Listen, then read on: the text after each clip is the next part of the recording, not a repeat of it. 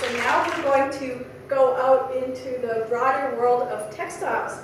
Textiles are everywhere. I'm starting right from the beginning. And they must be, I think, the most common human product.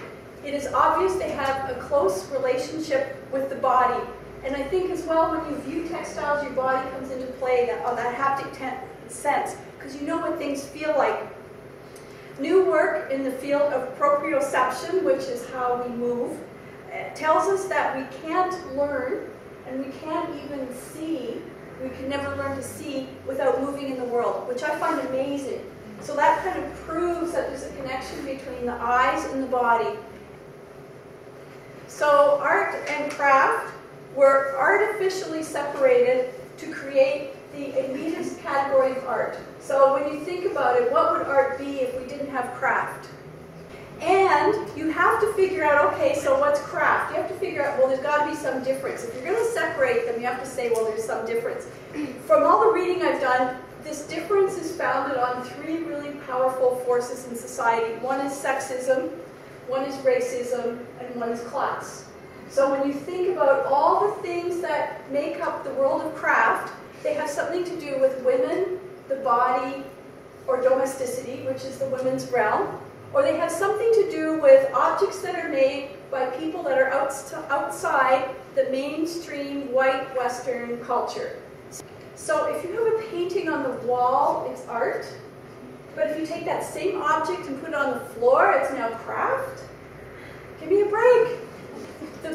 What I've read is that we don't look for a concept in craft. We just go, oh, it's a sweater. And you wear it, so we don't look for any big concept, but it's there. The Irish fishermen knit sweaters, the patterns were invented by women on the Aran Islands, which is amazing. All these patterns mean something to them. The double zigzag down the left side is the ups and downs of married life, for example. And the little squares are the fields. And so there's a lot of ideas in here. So don't let anybody, don't get swayed by that, you know, it has to have a concept, it has to have a big idea. This could be craft. I could tell you this is a rug or a stained window, but it depends on the context. This is a painting by Mondrian that's shown in art galleries. It's not put on the floor. So the last argument I'm dealing with is the one of repetition. Look at any artist practice, we repeat like crazy. And the more successful we are, the more we repeat. Because if you start selling your work, you have to keep making more of the same work in order to keep going. This is a piece by Susie Brandt. These are rugs, and they are made to, they're inspired by stumps, tree stumps. So what is art? Art is something that resides, it's something that an artist made, right? It's dependent on context. So art is, so we don't have art residing in the object anymore. All of a sudden, art resides in the practice of the artist. So this is a print by William Morris, and this is a little bit ironic on my part because William Morris really tried to put the artist and the crafter, that's the term I prefer, crafter together, and it failed miserably, and they ended up just making very special objects for people who were rich enough to afford them.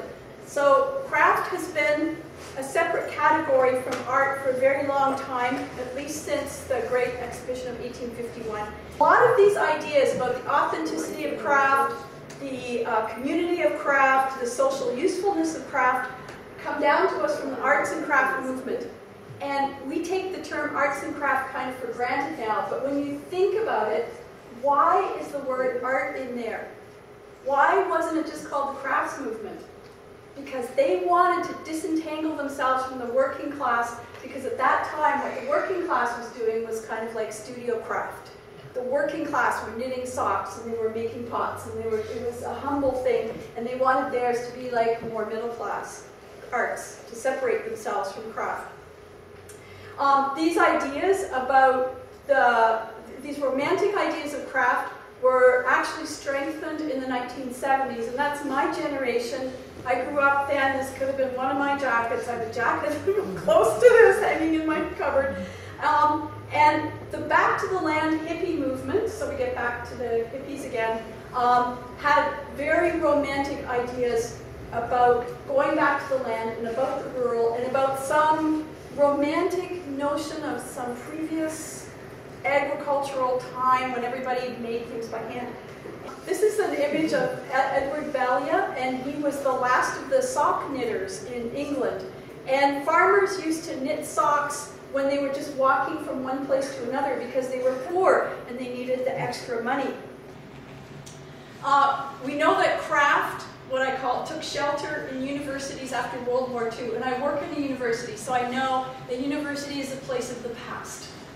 Anyway, so the potters were pretty safe in universities after World War II. They were allowed to experiment, which benefited us, but design was out in the working world, getting things happening and moving things along.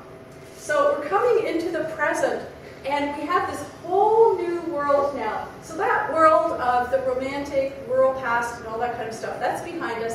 And we have this whole new world of high technology. And sometimes we think of high technology, oh, this is a hug pillow, by the way. It's connected to computers, and you give it to your mother, so you can hug your mother anytime, because the pillow will hug you. So you hug the pillow where you are, and it will hug her where she is. So we think of computers as disembodied, but there's textile designers, textile artists, crafts people, and now the terminology is getting so mixed up, you know, it just makes your head swim.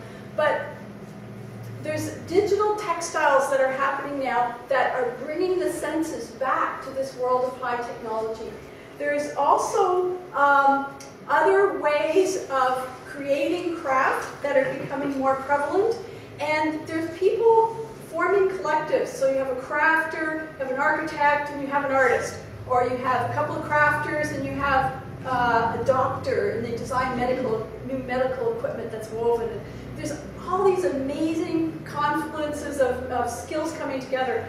And we know that craft, you have a skill where you can make something work. And this is a factory in Bangladesh where that lace fence was made. So a lot of people working with craft are getting their work done overseas. So this looks like, to me, a pretty nice factory to work, who knows. But this group is the Maker's Van, and the lace fence, it's a piece of architecture, it's art, it's craft, and this little company, it's a Dutch company, and in Europe they are really good at this. They're way ahead of us. And they are forming these collectives and doing really innovative work with craft mixed in with all kinds of other fields.